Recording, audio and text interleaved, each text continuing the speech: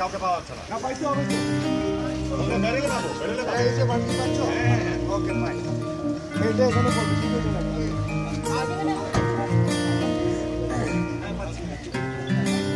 Already পড়া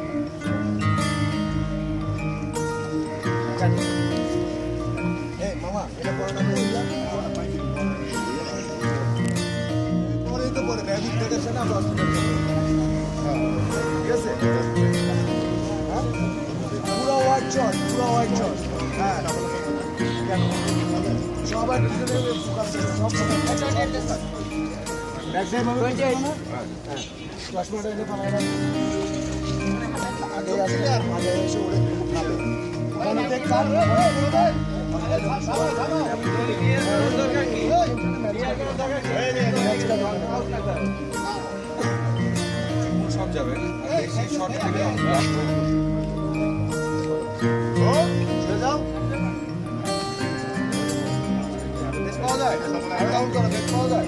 গুছাইয়া মরতেছে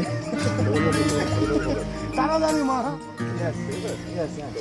লাট লাগবে না লাট লাগবে না পেস্টের দিকে সরো পেস্টের দিকে সরো হ্যাঁ লাট লাগবে বলতে লাগবে ওই সময় ইয়া ছিল না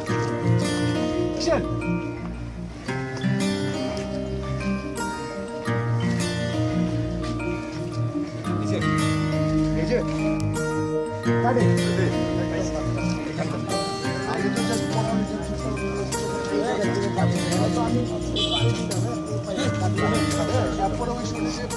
ওটা পাইলাম এখন হচ্ছে এই পড়াটা তিনটা কাটবে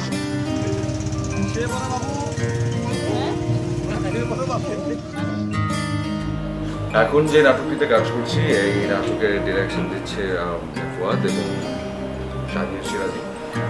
গল্পটা হচ্ছে একটা মিউজিশিয়ান, বেশ ভালো নাম করা একজন মিউজিশিয়ান, তবে বেশ প্রাউড। অন্যান্য অনেক মিউজিশিয়ানদের চাইতে হয়তো আলাদা একটু কোনোরকম একটা শেড আছে এই ক্যারেক্টারের মধ্যে।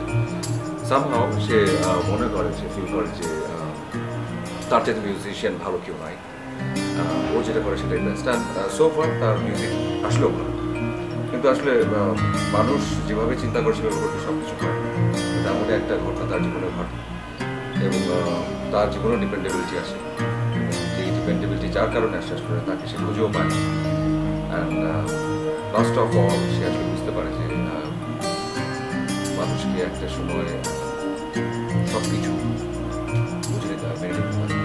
শুধুমাত্র নিজেকে, নিজের ক্যারিয়ারকে কিংবা ওভারঅল একটা লাইট, অনেক বেশি ফেম, অনেক বেশি মানুষের ব্যাপারিংয়ের মধ্যে থাকলে যে আসলে ওটা জীবন না, ওটা আসলে অন্যরকম। আর একজন ব্যক্তি যে আসলে সেই জীবনটাই খুঁজে, সেটাই যে প্রায়, সেটাই নাটকের একটা message. I love this script, hopefully কাজটা ভালো হচ্ছে ইনশাআল্লাহ। নাটক সম্পর্কে এটা বেসিক্যালি একজন সিঙ্গারের কাহিনী। সে গান নিয়ে বিজি থাকে, তার লাইফে কিছু ঘটনা ঘটে, তার একজন মেয়ে ভক্ত থাকে, তাকে নিয়ে কিছু ঘটনা ঘটে। সব এখানে বলা যাবে না, কারণ টিভিতে দেখার জন্য তো কিছু বাকি রাখতে হবে। তবে গল্পটা ভালো। দর্শকদের উদ্দেশ্যে বলবো, বেশি বেশি বাংলাদেশের নাটক দেখুন, ভালো নাটক দেখুন এবং নিজের দেশের নাটক দেখুন। ধন্যবাদ। নাটকের নাম হচ্ছে আলাপুর। আর এখানে আমার 3 জন আর্টিস্ট কাজ করছে। আছে আব্দুল সাজর, আমি আছি সুস্মিতা হাসান, আর আছে নাদিয়া বিবি। ভালো লাগছে, সজল ভাইয়ের সাথে আছে আমার সেকেন্ড টাইম কাজ। এর আগে একটা কাজ করেছিলাম একসাথে, ভালো হয়েছে, অনেক প্রশংসা পেয়েছি। আর এই তো করছি, ফদের সাথে আজকে আমার প্রথম নাটকের কাজ। আর এখানে আছে পরিচালনায় হাসান ফুয়াদ, স্বাধীন। হাসান ফুয়াদ, স্বাধীন সিরাজি। আলাদাভাবে কাজ করার একটা পরিকল্পনা সবসময় ছিল, কিন্তু হঠাৎ করে দুজনের সিদ্ধান্ত আমরা যুগল পরিচালক হয়ে গেলাম। এখান থেকে স্বাধীন ফুয়াদ। এটা আমাদের দ্বিতীয় পরিচালনার নাটক।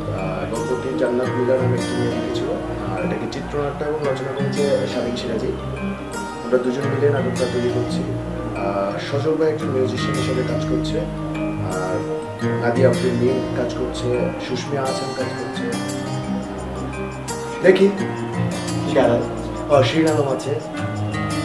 আশা করি খুব দ্রুত বেসরকারি একটি টিভি চ্যানেল আপনার নাটকটা দেখতে পাবেন। এই নাটকটার নতুনত্ব কি আছে? নাটকটা আপনারা যে জিনিসটা পাবেন, মানে সজল ভাইকে একটা অন্য রূপে পাবেন, আর কি রূপে পাবেন সেটা খুব দ্রুত জানাচ্ছি। এটার কাজ করতে গিয়ে মানে তাদের মানে কাজের অভিজ্ঞতা, তাদের কাজের অভিজ্ঞতা বলতে পারবো না, বাট আমরা যুগল পরিচালক হিসেবে আমাদের এটা দ্বিতীয় পরিচালনা, সে জায়গা থেকে বলতে পারবো আমাদের অনেক ভালো এক্সপিরিয়েন্স। আর এর আগে তো আপনারা দুজন কাজ করেন নাই? হ্যাঁ, এটা আমাদের দ্বিতীয় পরিচালনা। প্রথম পরিচালনার নাটকটির নাম ছিল আমি তোমার 52 আমি তোমার 52টা। সেটাও আপনার খুব দ্রুত একটি বেসরকারি টিভি চ্যানেল। নতুন সামনে আর কি কি কাজ করছেন আপনারা? আমাদের সামনে একটি প্রোডাকশন করার প্ল্যান করছি, সেটাও ফুলকলি নামে গল্পের নাম। সেটাও স্বাধীন সিরাজির রচনা, চিত্রনাট্য আর পরিচালনা স্বাধীন ফুয়াদ। আচ্ছা, স্বাধীন ভাই আপনি একটু বলুন। আমি আসলে কিছু বলতে যাচ্ছি না, কারণ হচ্ছে যতটুকু বলার ফুয়াদ বলে দিয়েছে। আমি চাইবো যে আমাদের কাজগুলো যেন আপনারা ভালো দেখেন, আপনাদের ভালো লাগে। যদি আপনাদের ভালো লাগে, আপনারা যত বেশি দেখবেন, আমরা তত আরও বেশি বেশি ভালো কাজ করতে পারবো আপনাদের জন্য। আর আপনাদের ভালো লাগাটাই হচ্ছে আমাদের ইন্সপায়ার। সবসময় কিন্তু আমার উপরে চাপিয়ে যায়। দর্শকদের উদ্দেশ্যে বলুন। দর্শকদের হিসেবে একটাই বলার থাকবে, বাংলা নাটক দেখেন, বাংলা চ্যানেল দেখেন, বাংলা ছবি দেখেন, আমাদেরকে উৎসাহ দেন, আমরা আরো ভালো কাজ করতে চাই। আরেকজনের কারণ আমি হিট হচ্ছি, এত বড় সমস্যা নেই গো বলো। আপনি বলছেন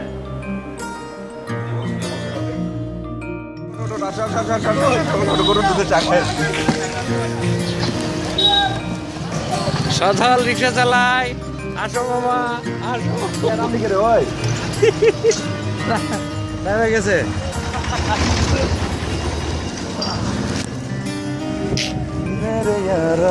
ও ঘুরাইলেন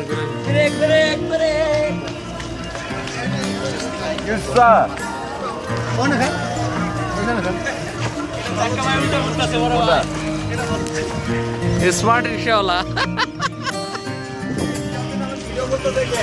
ওই মাল্টিমিডিয়ায় অসুবিধা নাই। এই 3 মুহির মাথায় অত দূর যাবো না, কাজ ভিডিও কোথাও নামাইতে পারি। বোঝা যদি নামাই দিয়ে তাহলে 1000 টাকা 1000 টাকা 1000 টাকা 1000 টাকা আছে।